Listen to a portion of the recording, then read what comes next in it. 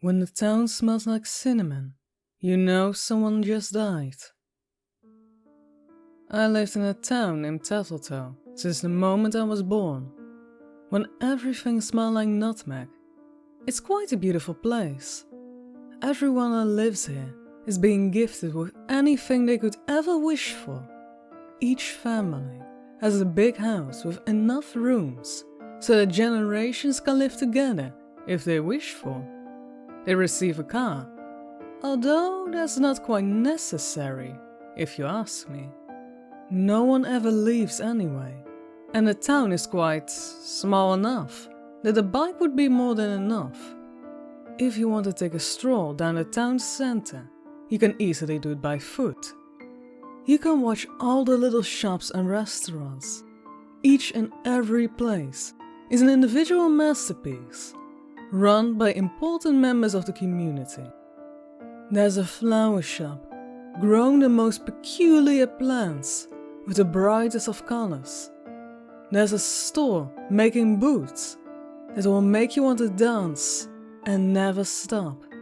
There's a jewelry store with diamonds you've never seen before.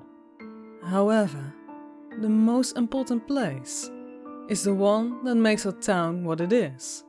It's Mrs. Holly's wonderful bakery. Mrs. Holly is an old woman with rosy cheeks and a purple dress. She likes to sing as she bakes the most beautiful pastries, bread and biscuits.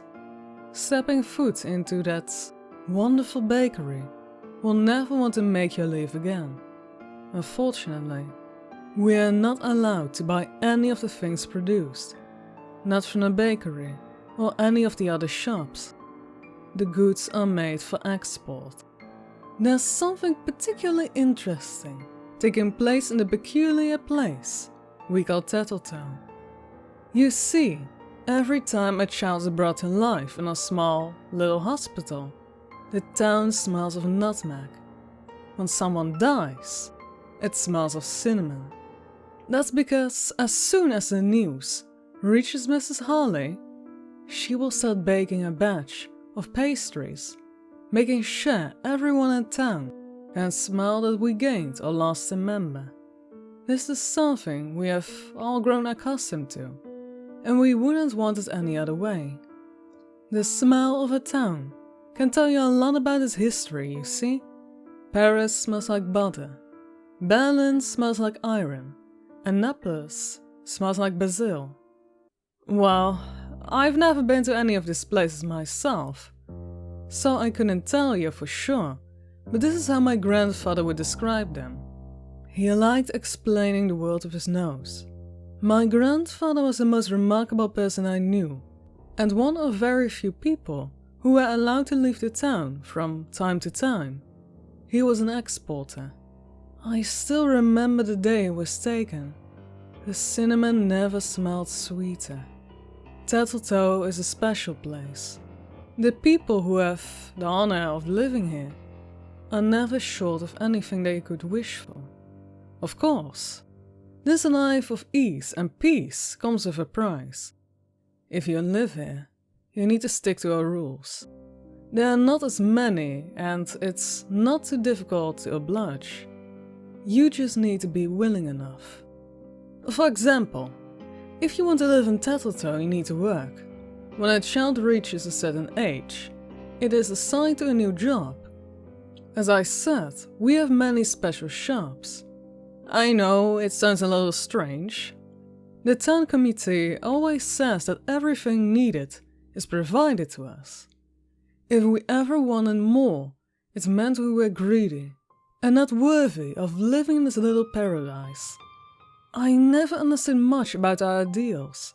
You work all your life, but not allowed to buy anything? It felt strange to me, but my parents taught me, from an early age, that I needed to follow the rules. Now that I'm old enough to work, I was assigned to my first job. I assumed I would have to work in a toothpaste factory, together with my mom and dad. A toothpaste that makes your teeth go all black and achy. But instead I got a much better job. One that every child in town could only dream of. I would be working with Mrs. Holly's bakery. Deborah, oh please, come in. Mrs. Holly greeted me with a warm smile. It was so early in the morning, the sky was still black. But I knew better than to be late on my first day of work. Morning, Mrs. Holly, and thank you so much for hiring me. I was a little afraid of what the other job I might get. She gave me a sympathetic smile and waved me aside. She handed me my very own apron as we walked to the back of the bakery. I usually work alone, but I heard a rumor that they wanted to assign you to be a shoe tester, and I really wouldn't want your feet to fall off. I furrowed my brow. Why would my feet fall off? Oh, honey, the committee heard about some cities somewhere in the States where the people are apparently dancing, even when they shouldn't. Now they want to punish them, so produce increased. They need testers to see if the new shoes work accordingly. Right, I mumbled. All the products were created, so someone, somewhere, could be punished. Don't ask me why. The community seems to have very clear ideas on how the world should look like. You know, your grandfather was a good friend of mine. I always had a sweet spot for you, my dear. Your parents were smart to only have one child. Some people here. She stopped talking and smiled at me, as if she had almost said something she shouldn't. Anyway, I was just starting to make a batch of snickerdoodles. Why don't you help me with that? Who died? I blurted out. You know the Drodels, right? Well, their oldest son fell in love with Jenny Jenkins. Apparently he tried to get her a ring. Poor fool. He knew what would happen if they found out. The longer I worked in Mrs. Holly's bakery, the more I started understanding what was actually taking place in our town. The factory and shops were creating something awful. Everyone that was old enough to know about it. But they chose to ignore it. Even if they all had different reasons. Life here was really perfect. You never had to fear for anything as long as you worked and didn't take any of the products from the forbidden shops. There were enough shops giving out illegal things for free. The house, the car, the food, the drinks, the entertainment, and everything else you could imagine. Anything that was given to the people for free was a way to make them live happy and not start asking questions. And there was another rule. Never ask questions. What did my grandpa do? I knew I wasn't allowed to ask. Mrs. Holly could hit me, hurt me, make them burn me. But somehow, I couldn't keep myself from blurting out those words. I kept asking myself this question each time I smelled cinnamon. Besides, Mrs. Holly and I had grown closer. I felt like I could trust her. When I said those words, her eyes opened wide in terror. Child, are you insane? Don't you know that? I am not supposed to ask questions. I know. But you know the other day when they took Timmy, my neighbor, he was such a kind and sweet person. They assigned him to the crematory and he said no. So they threw him in. I don't know what befell me. Maybe it was the fact that I was getting older. Or maybe the bakery made me feel dumb and brave. Timmy wasn't the only one he took. Just the one that hurt me the most. He was a kind boy. Mrs. Holly sighed. Your grandfather didn't do his job. He was supposed to travel and sell, but instead he destroyed the products. He still got the money in different ways, but the committee found out that he was tricking them. This is all I will say, and don't ever ask or question anything again. She got a wooden rolling pin from the desk. I saw the pain in her eyes as she held it up and hit my arm with all of her strength. They probably heard what I asked, and I knew if she didn't do it properly. I knew she didn't want to hurt me, but it was my own fault for asking questions. The broken hand was worth the information she gave me. Besides, my punishment could have been much worse.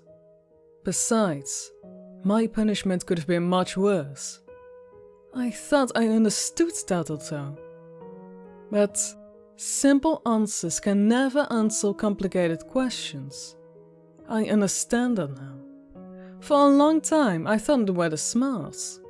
Nutmeg would make you happy. Cinnamon would teach you fear. Except I spent every day in a bakery, surrounded by the smells, and only now I started to become skeptical. I started to doubt and to understand. And nutmeg doesn't make anyone happy. Too much of it can even become poisonous. There was a time where I was afraid of Mrs. Holly and the smell of cinnamon. To me, it meant death. Now I understand that Mrs. Holly isn't trying to scare anyone by alarming them with the smell. She's trying to cover up the smell of burning corpses.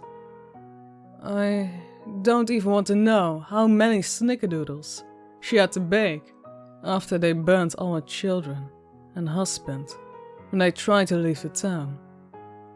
I live in a place called Tattletale, a place full of mystery, where death smells like cinnamon and life smells like nutmeg. Everything here is pretty symmetry.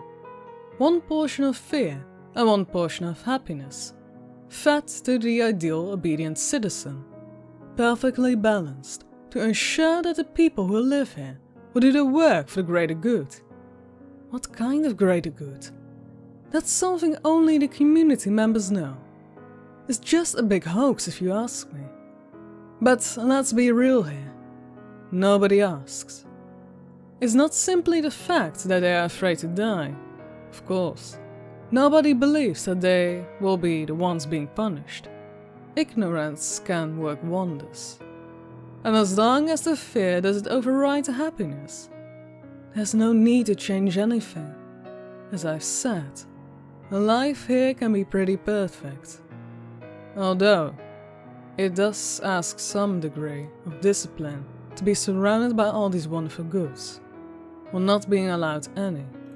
Honestly, smelling the wonderful creations of Mrs. Holly every day is probably what made me doubt her way the most. How can they ask me to be surrounded by the most delicious things in the world, but forbid me to have a taste? My mouth starts drooling just thinking about it. Sometimes I even dream about a pan of chocolate, made of the richest dark chocolate I've ever seen. It straight out smells of pure luck. I haven't been able to stop thinking about the lemon bars we made the other day. The way Mrs. Holly slowly spreads the zest of the bright yellow lemons over the hot and luscious bars. The lemon come from one of the many lemon trees of Tattletale. Most of the fruits are being exported to some nearby towns, but a few of them are sent to the bakery to be turned into sweet treats. The gardeners must be very talented. The citrus fruits shine even brighter than the flowers. No wonder Mrs. Holly wore gloves as she prepared them. Oh, and don't even get me started on the cupcakes she made. I would die just trying one of those marvelous goods. Well, I would literally die if I did. With a broken hand, I wasn't much use to Mrs. Holly. I was mostly just bring her more flour from the shelves, or just turn on the ovens. Work had gotten awfully boring, but I kept coming each morning before sunrise. I was put in my apron and sit on the chair, waiting for Mrs. Holly to give me a new task. A lot of times we just chatted and drank tea. I couldn't believe my luck. especially after hearing what kind of jobs some of my neighbor kids were assigned to. Magnolia Marble started working in the doll store, a place run by an older gentleman who single-handedly creates each and every single doll, which in turn is being exported to children all over the world. I don't like going there much. The place smells like chlorine, and the dolls are probably the only products that I never want to own or even hold in my hands. They are the creepiest thing I've ever seen, and I have seen a good portion of bizarre stuff. The resemblance they have with an actual human child is uncanny. You might wonder what Magnolia has to do in the shop if the doll maker is the only one in charge of production. Well, she has to go around town and collect items to make the dolls as realistic as possible. One of the jobs is collecting hair and other necessary parts. She might find some hair at a barber's plate if she's lucky. She only has to pick them from the ground. Unfortunately, the hair often belongs to adults and are too thick and splinter for the doll. So, often she will knock on the doors of parents, mainly the ones of many children. As you can imagine, parents are not often happy. But if she doesn't find enough hair, her doll maker gets angry with her. Though if you look at it from a bright side, at least Magnolia never gets tempted to take any of the products she's surrounded by. The doll maker uses those hairs, sometimes teeth, even nails, but only the ones that are gentle and nice. And those are made into something I hope I'll never encounter in my life. If you ever come across a doll that just made the hairs on your back turn, a doll that simply seemed to be radiating pure evil, a doll that made you question your own sense of sanity, well, chances are it was produced in Tattletale's doll store. Did you hear the news? Mrs. Mattes is going to have a child soon. It might be even born today. I said towards Mrs. Holly, who was preparing some sort of dough. The moment those words left my mouth, Mrs. Holly's metal whisk slipped from her hands and loudly hit the ground of the bakery. The batter was splattering everywhere. I quickly got up to pick up the whisk and clean up. Mrs. Holly didn't move. For a good moment or two, she just kept staring into the distance. She looked both scared and angry at the same time.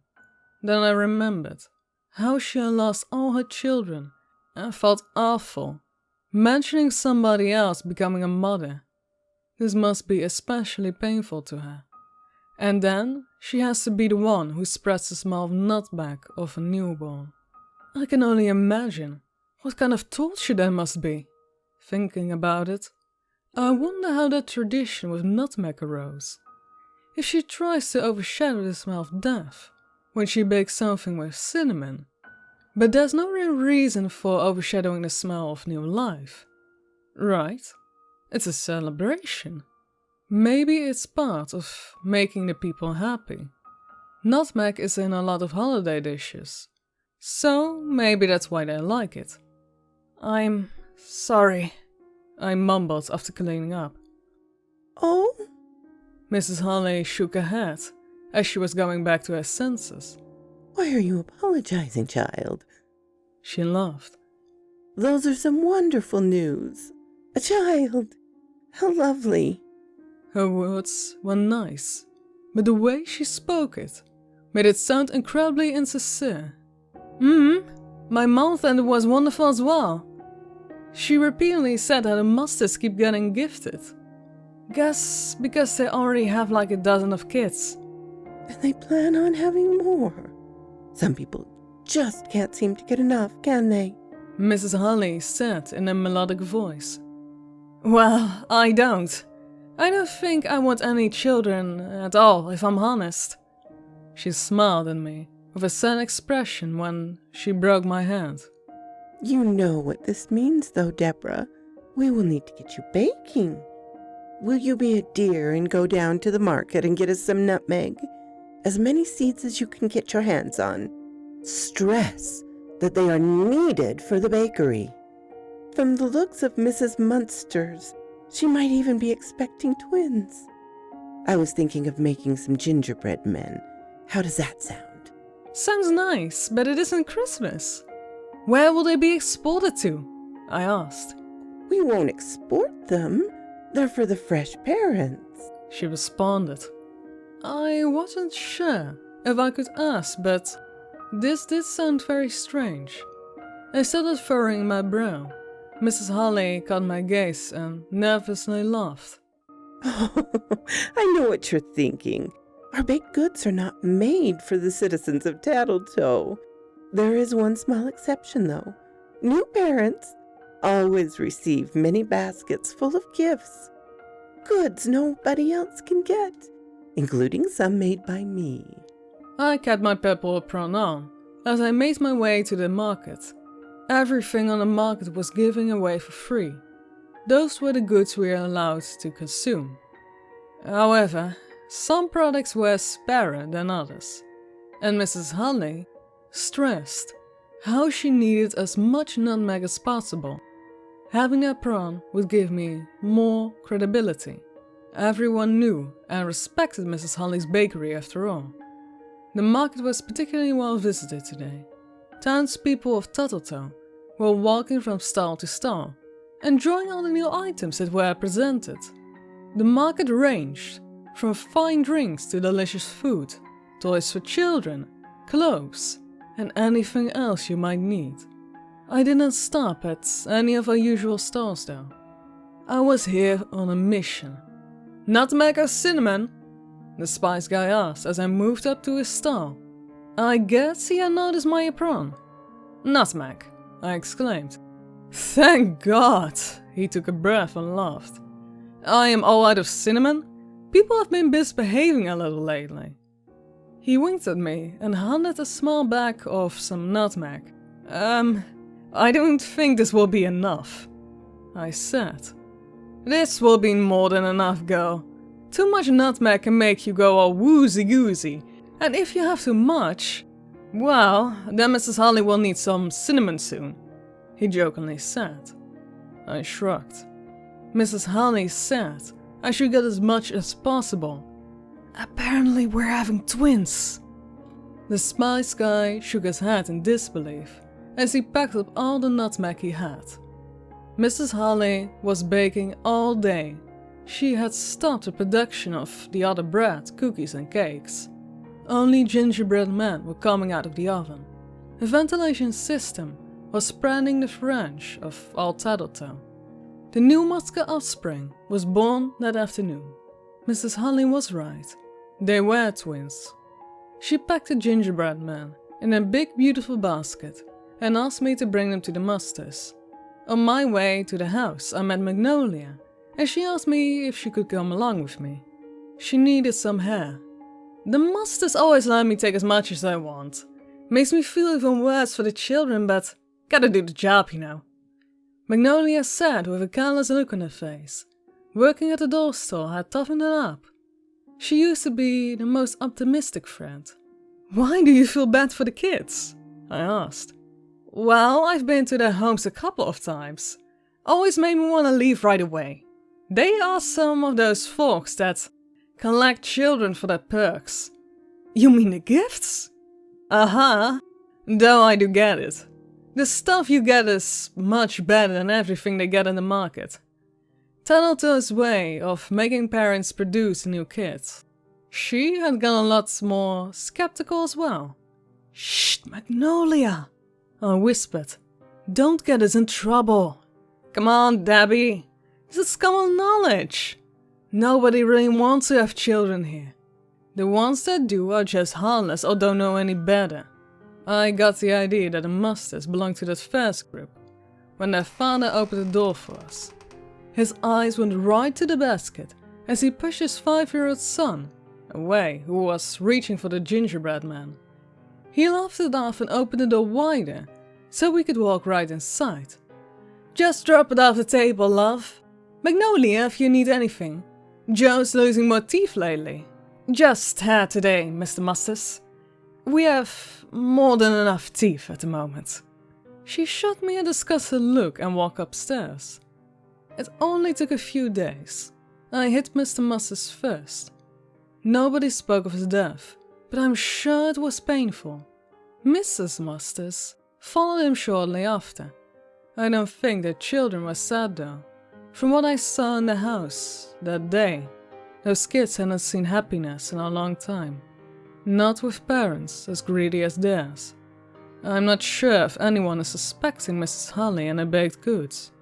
I'm not even sure if the town community knows. Or maybe they don't even care.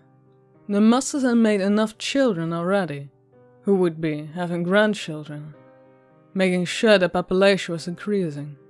It made me see Mrs. Holly in a new light though. This sweet old lady kept surprising me in new ways all the time. But at the same time, she is still the most mysterious woman I know. I wondered whether she did it in spite. I could think that she did it because she lost all her children, while those people had so many. But I know Mrs. Holly, and that wouldn't be her style. She knows that she is tied to the town, and she's coping with it in her own little way. Or at least, that's my interpretation. I wouldn't dare to ask. If you tell us that there's happiness and fear, and nothing in between. In Tattletale, death smells like cinnamon, and life smells like nutmeg. But I know that sometimes the fragrances get mixed. I live in a place called Tattletale, where death smells like cinnamon and life smells like nutmeg. All because of the wonderful bakery of Mrs. Holly, where I work every day surrounded by the most delicious scents in the world. I have to admit that I've grown a little opposed to cinnamon though, to the point where I feel nauseous just getting a sniff. Unfortunately, the death rates have been skyrocketing lately at the snickerdoodles, cinnamon buns, and banana bread, having been piling up in the bakery, almost leaving no space to work. They haven't been picked up yet by any of the exporters, and I've kept wondering what would happen to all the goods. Mrs. Harley didn't say a word about it though, and I wasn't sure how to ask. Luckily, we can balance out the smell from time to time with some vanilla, chocolate, or strawberry. Scents only Mrs. Harley and I smell in the kitchen. We wouldn't want to give the town a strange idea. Deborah, start getting on the frosting for the cinnamon rolls. Those are his favorite for some unspeakable reason. She mumbled. He? As in Mr. V? I shouted. I feel both excitement and fear swept over me. He wants cinnamon goods? Mrs. Harley nodded silently. Mrs. V was the head of our town, a man who doesn't live in Tattletale, but controls it all. I guess you could call him our major, except he is more of a businessman who funds more cities, towns and projects than you can ever imagine. The town has been preparing for his arrival for days now. Thrill and excitement were filling up the air. The big statue of Mr. V at the marketplace had been cleaned and polished. The painters had been working day and night to give the houses a damaged and accordingly new look. Every shop owner had been updating their store windows with the most unique ways possible. It was silent competition, in which everyone wanted to be the ones to impress Mr. V in the most original idea. The nicest one I saw so far was the flower shop owner, who created a jungle of sorts. Plants growing from all directions. The doll maker made a toy-sized Ferris wheel, as well as a carousel, in which his creepy dolls were taking rounds. The shoemaker had built a theater, including actual spotlights, and his newest collection were the stars. I had to admit it, that one seemed a tad ridiculous to me, but the man is actually obsessed with his shoes. Mrs. Holly and I baked new creations and were experimenting with different flavors. I figured that she was making new goods because the community commanded her to. They always want to oppress Mr. V. However, hearing that he asked for something cinnamon-flavored was odd to say the least. I have mentioned it before, but cinnamon only has one specific purpose in Tattletown, and that is occasionally with burning corpses. I figured that the goods were shipped to some bakeries or shops around the country afterward. Hearing that Mr. V likes to indulge in them made me think there might be more to it. If he ate them, they couldn't be so dangerous after all. The whole time we were at the bakery, she stayed silent. We had grown close in time. I worked there. And, in a way, it was like being with my own grandmother. This day was different though. She was cold and distant, and I was afraid to push her nerves. Asking dumb questions could cost me more than some bruises with the current climate. Nobody had real answers to the cause of the increase of death lately. Some whispered they were suicides. Others say they asked the wrong questions or stopped working. Unfortunately, burnouts are taken far too literally in town. There was another thought creeping up the back of my head though. Could these new deaths be connected to the upcoming arrival of Mr. V? Deborah, you're being given a huge honor tomorrow. Make sure to dress nicely. Mrs. Holly snapped me out of my thoughts. Mr. V asked for our new baker to bring him samples of our goods. I opened my mouth but couldn't bring any words. I never met Mr. V, and even though he was worshipped here, I was feeling extremely anxious. Besides, he ran the community, and those bastards commanded the death of my grandfather, simply because he was trying to help people. Mrs. Holly smiled at me sympathetically. It will be okay, she whispered. The next day I got a basket from the bakery and made my way to the office building of Tattletown, the place where I would be meeting Mr. V. The overall atmosphere of the town center was incredibly festive. Decorations looked even better than yesterday, and workers were arranging benches and tables for the upcoming beer festival tomorrow. A tradition to lift the spirit of the townspeople, and a way to forget about the smell of cinnamon for a while. I took a deep breath and walked towards the building, while one of Mr. V's employees led me aside. I followed him upstairs as he guided me towards the room where Mr. V was awaiting me. Inside the room I saw him. He hadn't changed a bit since his last visit. Dressed casually, but still radiating a sense of power. In the back of the room was another person though. Someone I had never seen before, and who didn't match either the Tattletown aesthetic nor Mr. V's employees. It was a young man. His hair looked messy. He had bruises on his eye and his arms. He wore a black shirt with some holes in it, and there were stains on his jeans. Oh, don't pay attention to him. That's an old friend of mine who decided to come along for the visit. Mr. V got up from his chair and gave me a warm smile. You must be Deborah Deller. He got up from his chair and opened his arms so I could hand him the basket with the baked goods. I nodded. Wonderful. Just wonderful. He took a deep breath, inhaling the smells. Don't you love the smell of cinnamon? It's simply the best. His green arm was shifted from the basket to me. I prefer chocolate, I said. Mr. V laughed. So did your grandfather. Please, Deborah, have a seat. He pointed me towards the table. I swallowed. How could he so casually mention Grandpa? I know what you're thinking, and I know you're too afraid to ask. But just so you know, I appreciated your grandfather very much. I always liked that he had a mind of his own. There aren't many people like that. You know, the ones who aren't sheep.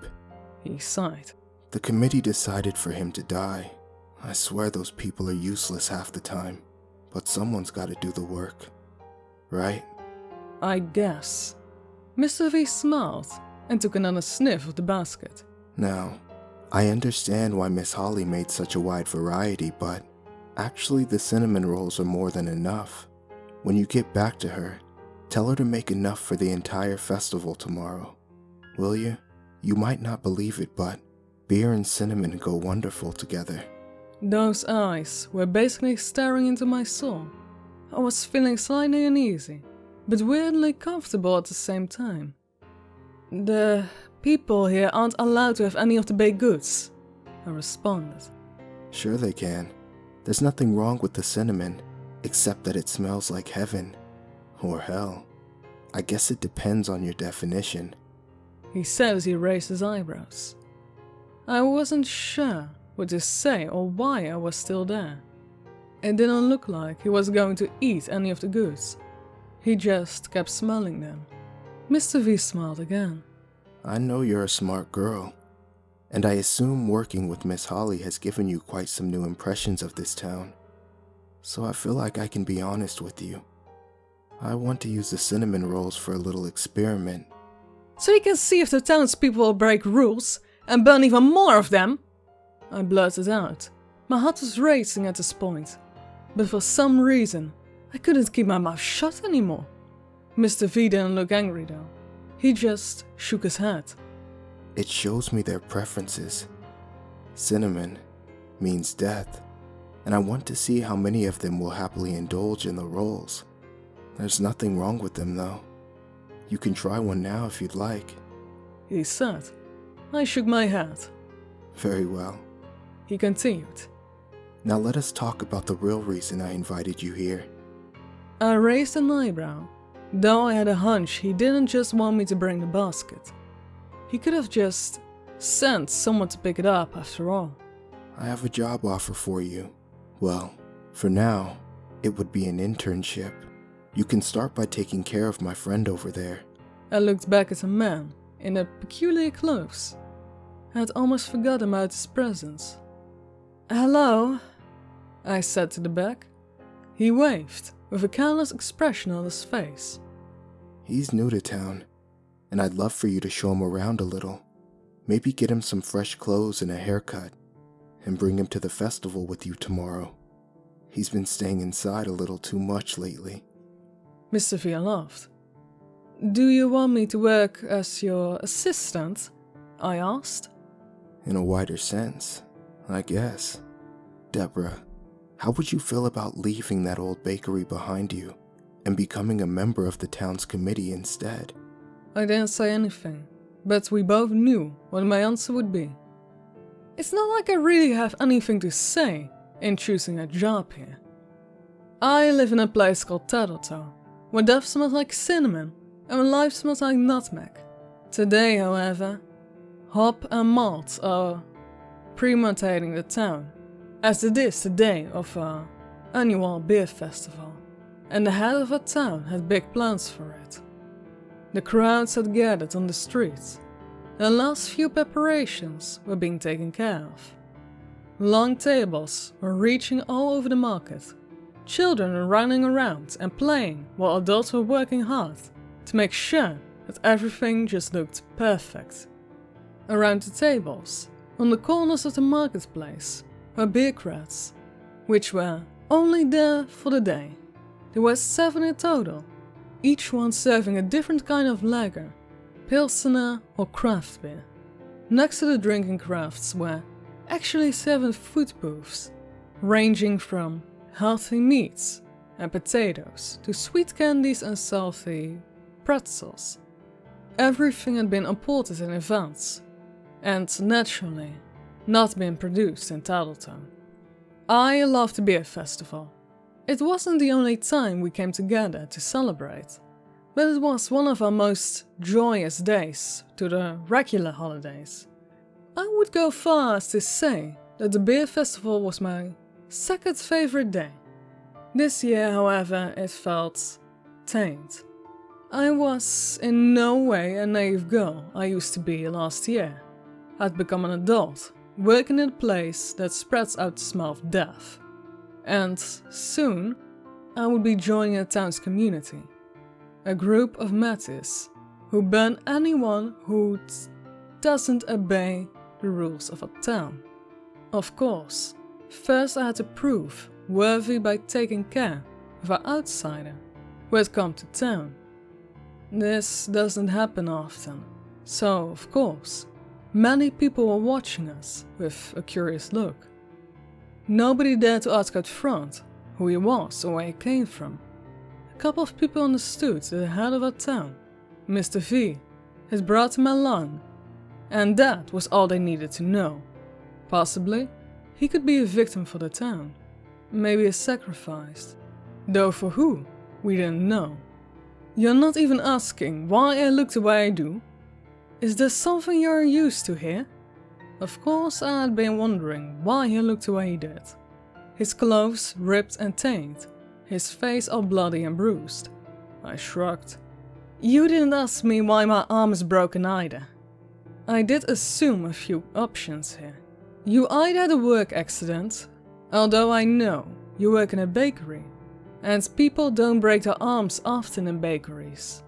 Maybe you fell during a game, or while doing some sort of sport, but I doubt you have a lot of free time for the shenanigans and that. So I assumed you got it the same way I got mine. I stopped walking and pulled the man closer to the side of the street, away from the curious ears. Although I knew whatever he said was by a big chance being recorded. So, Mr. V didn't do this to you, I whispered. He laughed. Not directly, but he also didn't care to tell me about the weird rules you have here. I have to admit, not asking questions is unbelievably difficult for me. There are nothing more important than questioning everything and everyone. You have to stay critical, but it seems they forbid you to have a mind of your own here.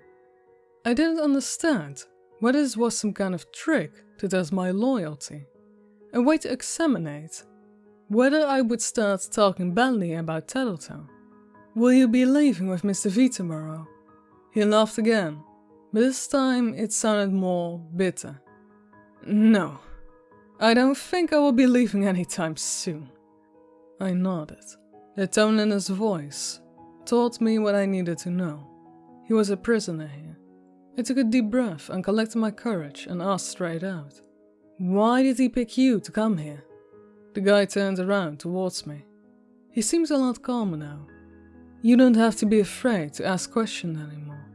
At least, to some degree, he picked you to be on a community because he believes you are smarter than the people running it at the moment. They won't harm you. As to me, Mr. V, as you call him, picked me up at the bar and asked me politely to come and join him on his trip. I raised an eyebrow in disbelief. I didn't care how friendly Mr. V acted. Something was awfully wrong with him. We have to go back, him and I. We haven't met personally before, but I've been up in his business for a while now.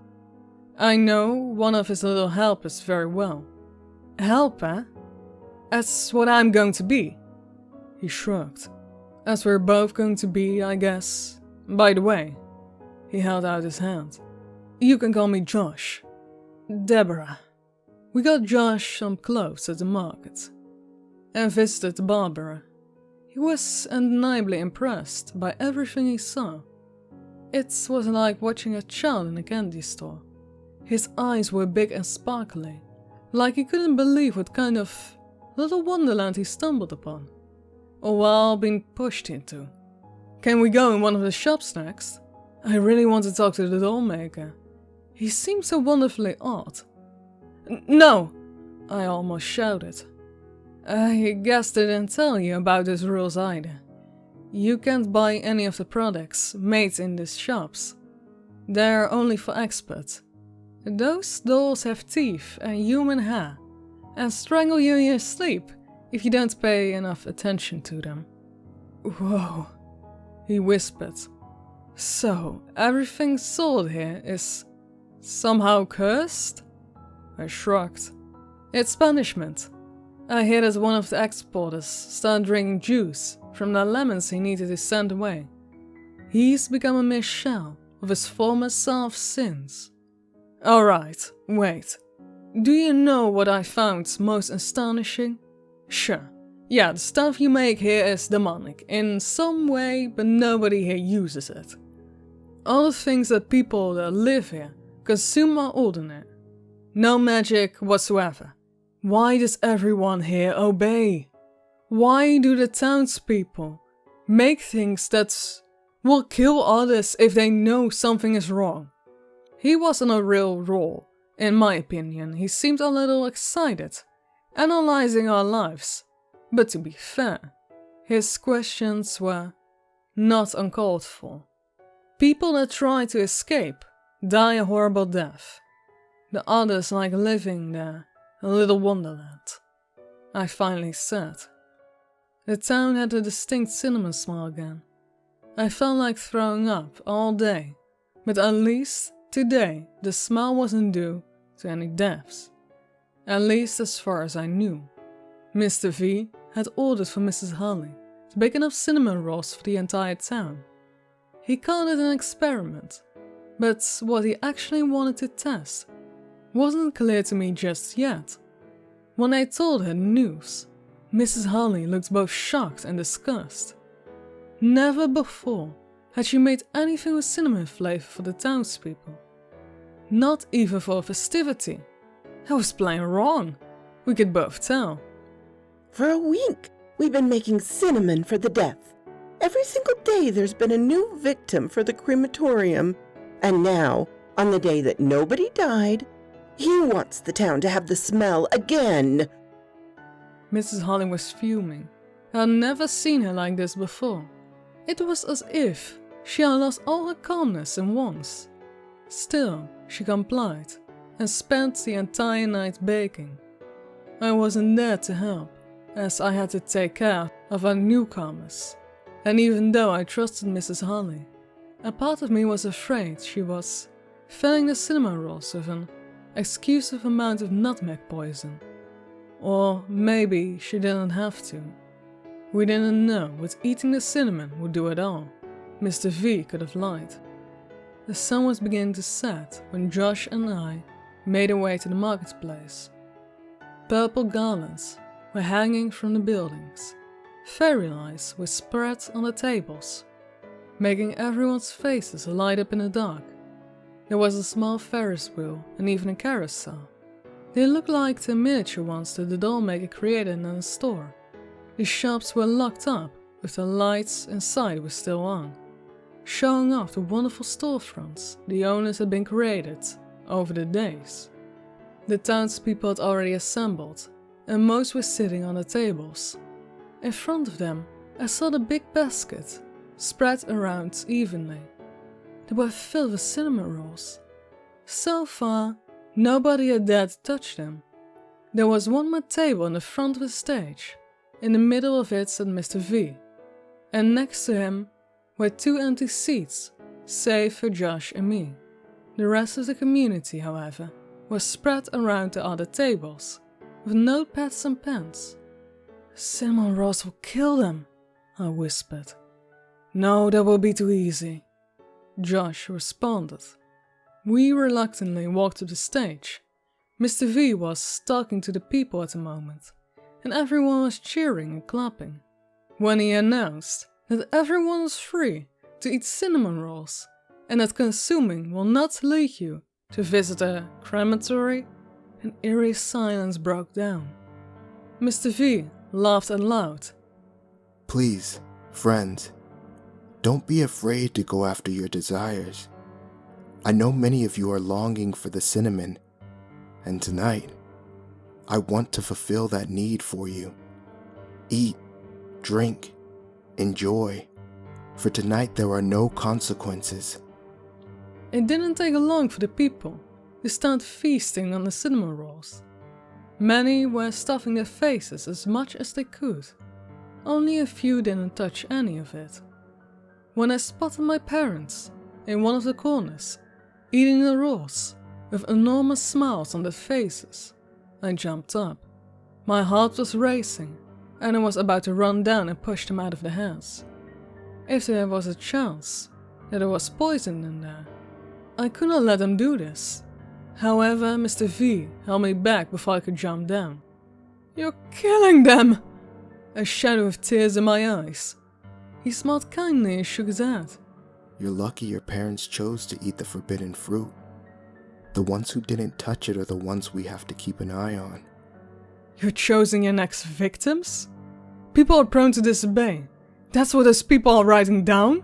Josh mumbled. Seeing the happy and healthy faces of my parents, and all the others eating the cinnamon rolls, gave me a sickening feeling.